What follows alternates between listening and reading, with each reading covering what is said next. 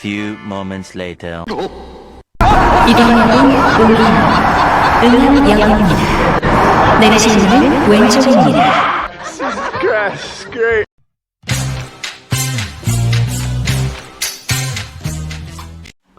안녕하세요. 오늘은 버뮤다 응암지대로 유명한 응암역 인근에 지어지는 역촌 1구역 분양 소식과 함께 영상 중반부터는 부동산 공부 영상을 함께 올리도록 하겠습니다.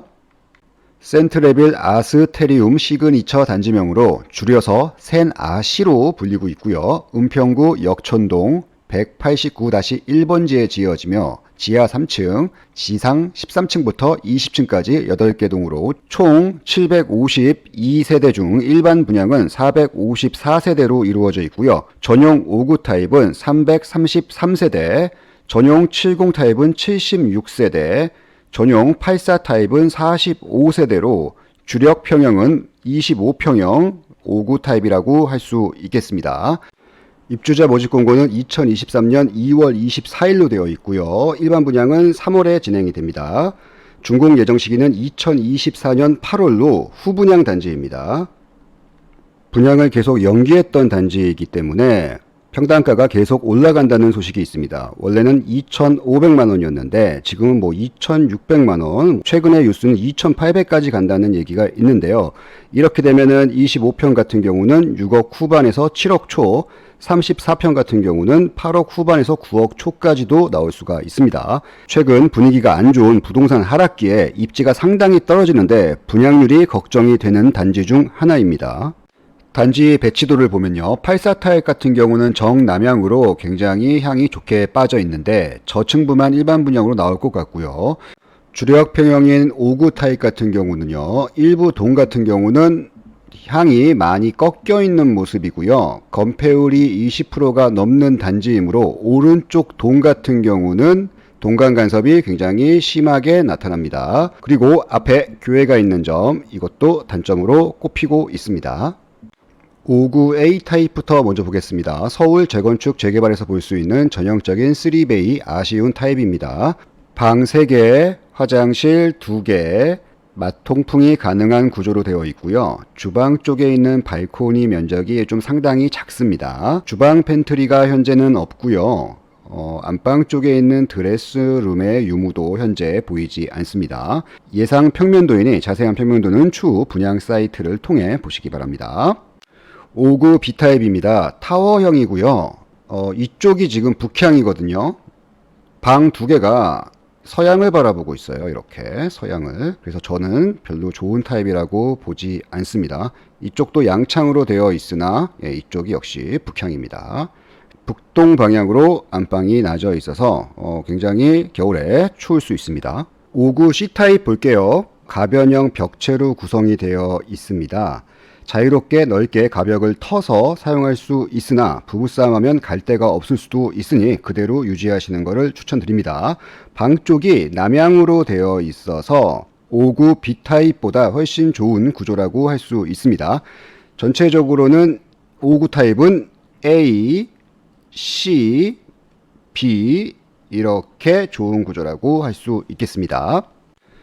84 타입도 아쉬운 구조를 가지고 있는데요. 3베이 구조를 가지고 있으며 주방 쪽 발코니 면적이 좀 작습니다. 그리고 알파룸하고 주방 팬트리 유무가 현재로서는 보이지 않고요. 드레스룸은 들어가 있습니다. 위치를 보면은 아파트 정문 기준으로 해가지고요. 응암역까지는 약 1km 정도, 도보 15분 거리 정도 됩니다. 걸어 다니시는 분들은 없을 것 같고요. 인근 마을버스와 지선버스를 타고 인근 역으로 이동하게 됩니다. 초등학교와의 거리는 약 570m로 도보 8분 거리에 위치하고 있으나 통학상 도로 환경이 굉장히 취약한 모습을 보실 수 있습니다. 단지 앞쪽에 교회가 자리하고 있고요. 저층 주거지와 상가주택을 지나가야 하는 상황이며 다행히 유해시설은 없으나 저학년 아이들에겐 안전하지 않을 수 있겠습니다. 그림에도 보셨듯이 상당한 거리에 위치하고 있습니다. 초등학교가. 다행히 단지 앞에 마을버스가 다니게 되는데요. 응암역을 바로 가는 것이 아니라 불광역 쪽으로 가게 됩니다. 응암역을 이용하려면 또 여기서 내려가지고 걸어가야 돼요. 굉장히 불편하다고 할 수 있겠습니다. 불광역까지 무조건 가야 되는 상황이죠. 단지 인근 지선버스 같은 경우는 368m 도보 5분 거리에 위치하고 있습니다. 이 지선버스마저도 응암역을 가는 것이 아니라 연신내역 쪽으로 이동을 합니다. 가까운 응암역의 역할이 하나도 없어요. 버뮤다 응암지대로 불리는 6호선 라인인데요. 응암역에서 한 방향으로만 이렇게 순환하게 됩니다. 응암, 역촌, 불강, 독바위, 연신내, 구산, 다시 응암 이런 식으로 이제 순환하는 겁니다. 응암에서 연신내로 바로 못 가요. 한 바퀴 돌아야 됩니다. 이렇게. 그러므로 연신내와 불강을 이용해야 되기 때문에 단지가 여기 있으면 마을버스나 지선버스로 이동을 해야 됩니다. 해당 단지로. 응암역의 역할이 굉장히 축소된다고 할 수 있습니다. 부동산 공부 시작하겠습니다. 오늘도 역시 다소 불편한 내용이 포함되어 있습니다. 지금 이 시기에 부동산 공부 컨텐츠 올리면 욕이나 먹을 것 같았는데 싫어요 숫자보다 구독자가 더 늘어나서 감사하게 생각합니다. 오늘은 길목을 지켜야 한다는 주제로 이야기하겠습니다. 길목이라는 것은 길의 중요한 통로가 되는 어귀라는 말인데요. 돈이 되는 곳에서 무조건 지키고 있어야 합니다. 태풍이 오건 비바람이 와도 무조건 지켜야 합니다. 투자는 하락론자가 이야기하는 스타일로 하면 안전합니다. 인구는 줄고 출산율도 낮고 공실이 넘칠 것이다. 그럼 그때에도 중산층은 있을 것이고 좋은 환경에서 자라는 아이가 있을 것이니 결국 그때에도 돈이 되는 곳에서 버티고 있으면은 나중에는 큰 돈이 됩니다. 서울 아파트 아무거나 사서 무작정 오른다는 것이 아니라 선별적으로 사야 하며 길목을 끝까지 지키고 그 다음은 소액으로 다른 투자로 가는 겁니다. 제가 오프라인 강의에서 장기판을 두고 설명하니 이해가 편하다고 하셔가지고 장기로 설명드리겠습니다. 공부 열심히 하셔가지고요. 좋은 길목에 물건을 사 두었습니다. 왕이 여러분이 투자한 좋은 물건입니다. 그럼 왕을 지키기 위해서 방어막을 구축하여야 합니다. 길목을 차단하기 위해서 방어한 겁니다. 자, 공격 들어옵니다. 이렇게 금리 인상 공격 들어가고요. 이렇게 경기 침체 공격 들어가고요. 이쪽에서 이렇게 인구 감소 공격 들어가고요. 이렇게 질병 전쟁 공격 들어갑니다. 엄청난 공격이 와도 이 공격을 방어하는 방어막들은요. 이렇게 장래 소득입니다. 여러분들의. 부동산 한 채로 경제적 자유 그런 거 없습니다. 계속적으로 여러분들의 소득을 늘려나가야 합니다. 근로소득 외에 뭐 쿠팡 알바를 다니시던지 뭐 대리를 뛰시던지 저처럼 유튜브를 찍으셔도 되고요. 다양한 방법으로 나의 소득을 늘려놔야 돼요.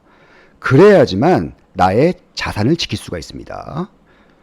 어느 정도 방어가 되었으면 이제 우리도 공격을 가는 겁니다. 우리 왕을 팔거나 갈아타지 말고 판을 갈아엎는 게 아니라 우리 왕은 놔두고 소액 투자, 졸로 지방 1억 미만 아파트 사러 가거나 갭 투자하거나 경매하러 가는 겁니다. 공격만 하다 힘 빠진 상대방 졸로 왕 잡으러 가는 겁니다. 그럼 일단 묻어둘 부동산을 찾는 것이 중요하겠네요. 위 질문에 답을 할 수가 있어야 돼요. 내가 청약할 곳에 대체 지역과 단지가 있는가? 청약 넣는 곳이 향후 가격 주도를 할 수 있는가? 내가 가진 자본으로 최선의 선택을 한 것인가? 위 질문에 대답을 못하거나 고개를 갸우뚱하잖아요. 그럼 아직 준비가 안 되신 겁니다. 그래서 투자를 하시면 안 돼요. 서울은 도심, 광역 중심, 지역 중심으로 나뉘게 되는데요. 여유가 있으시면 뭐 3도심에다가 투자를 하시거나 광역 중심에다가 투자를 하시면 좋은데요. 우리가 자금이 부족하잖아요. 그래서 12지역 중심으로 보통은 투자를 많이 하십니다. 현재는 3호선으로 서울 도심 쪽으로 이동을 할 수가 있고요. GTX가 뚫리게 되면은 강남역까지 직주 근접이 굉장히 빠르게 이동이 가능합니다.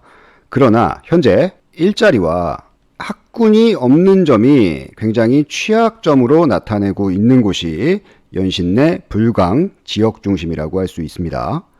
서부권에 위치한 연신내 불광은요. GTX 신설에 따른 광역 접근성 향상과 혁신파크와 연결한 산업 거점으로 조성한다는 건데 결과적으로 일자리를 창출하겠다는 거죠. 최근 오세훈 시장이 그동안 개발이 미뤄졌던 서울시 부지 중 서울혁신파크 부지를 개발하겠다는 발표가 있었습니다. 은평구와 시민단체 등에서 마찰이 있는 듯한데 워낙 금싸라기 땅으로 알려진 곳이라 기대감이 커지고 있습니다. 불광역에서 2번 출구 앞에 있는 곳이 서울혁신파크입니다. 전체 부지는 11만 제곱미터로 가용지는 7만 제곱미터, 축구장 15개 크기입니다. 1조 5천억이 들어가는 대형 프로젝트입니다. 2030년까지 준공 목표로 하는데요. 다양한 시민단체들이 혁신파크를 쓰고 있어서 2주에 상당한 시간이 소요될 것으로 보입니다. 60층짜리 랜드마크 건물에 업무시설과 대형 쇼핑몰, 서울시립대학교 은평 캠퍼스 등이 들어올 예정으로 되어 있습니다. 올해 안에 구체적인 개발 계획을 발표한다고 하니 기다려봐야겠습니다. 연신내 불광 재개발 3대장을 먼저 살펴보고 가겠습니다. 대조 1구역과 불광 5구역 먼저 볼게요. 대조 1구역은 힐스테이트 메디 알렌이라는 브랜드로 지어지게 됩니다. 현재 착공 중으로 5구 타입은 7억 초가 예상이 되고요. 84 타입은 9억 중반 정도로 예상이 됩니다. 2023년 하반기 분양 예정으로 되어 있습니다. 분양가가 이제 슬슬 부담스럽게 느껴지는 금액대로 올라간 걸 볼 수 있습니다. 불광 5구역은 북한산 자이더 프레스티로 2024년 관리 처분 인가가 예정 중이고요. 조합원 분양가는 전용 84 타입 7억 초반 예정으로 되어 있습니다. 그럼 일반 분양가는 10억이 넘는다는 소린데 이거 굉장히 부담스럽습니다. 이렇게 사업성이 좋은 구역도 분양가가 계속적으로 올라가고 있는 상황입니다. 연신내역 위쪽에 지어지는 가련 1구역을 한번 살펴볼게요. 가련 1구역은 롯데건설이 시공을 맡고 있고요. 2023년 현재 이주 및 철거 중입니다. 초등학교 신설이 무산이 되었으며 교외 이전 문제와 사업비 증가라는 리스크를 가지고 있습니다. 일반 분양가는 확실히 올라갈 것으로 보입니다. 다시 역촌 1구역으로 돌아가서 역촌 1구역 인근에 역촌 센트레빌 아파트가 전용 84 타입 최저가 5억 2천만 원에 나와 있는 모습입니다. 역촌 1구역보다 좋은 입지의 아파트 경매 물건이 많이 등록이 되어 있습니다. 현재 지역 중심 쪽에 붙어 있는 단지들의 분양가가 상당히 부담스러운 수준으로 올라가는 것을 보실 수 있습니다. 상승기 때 책정한 분양가이기 때문에 분양가가 만약 더 올라간다고 생각을 하면 이거 미분양 나옵니다.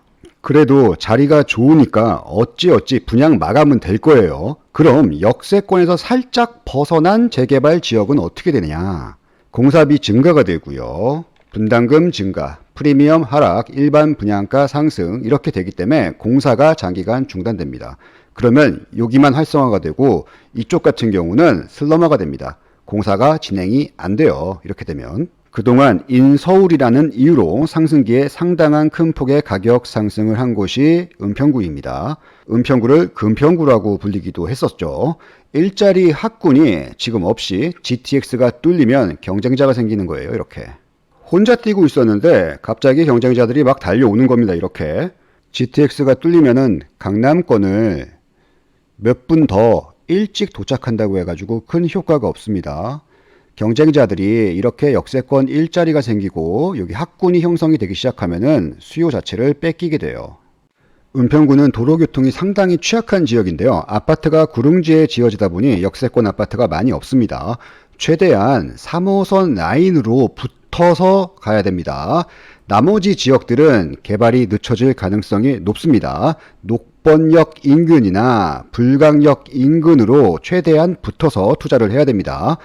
녹번역, 불광역 등으로 붙여서 금매나 경매, 대조 1구역 청약 등이 지금으로선 최선의 방법입니다. 결론으로 돌아가 역촌 1구역을 청약을 해야 되는지 한번 볼게요. 내가 청약할 곳에 대체 지역 단지가 있는가? 단지가 있습니다. 청약 넣는 곳이 향후 가격 주도를 할 수 있는가? 가격 주도를 할 수 없습니다.